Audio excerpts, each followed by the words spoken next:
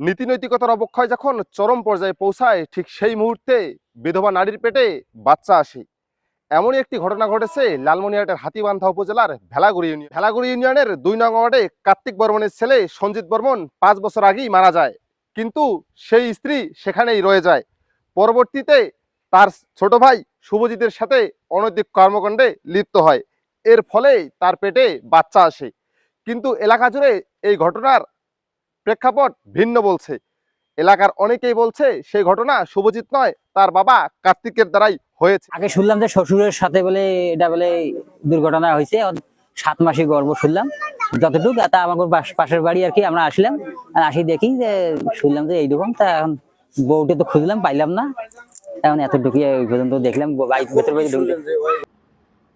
কার্তিক বর্মনের ছোট ছেলে শুভজিতের সাথে কথা হলে তিনি জানান, আমি বৌদির মতেই সবকিছু করেছি।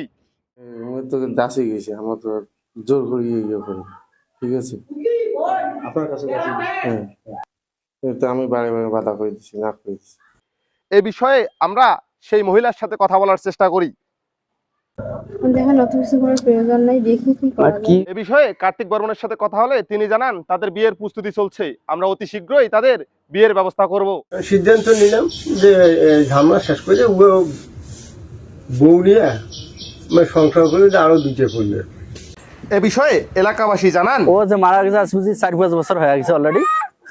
মানে এই মহিলা ওই কার্তিকের বাড়িতে থাকে, মানে ওর তো শ্বশুর বাড়ি ওই জায়গায় থাকে। আজকে মনে করো কালকে আমরা হঠাৎ করে এলাকার লোক জানতে পারলাম ওই মহিলা অসুস্থ, গর্ভবতী, সে বলে 5-6 মাস বলে গর্ভবতী।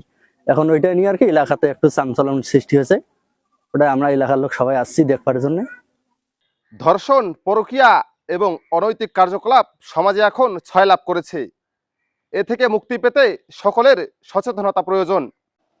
সুলতান আহমেদ, মেগা টিভি, লালমনিরহাট।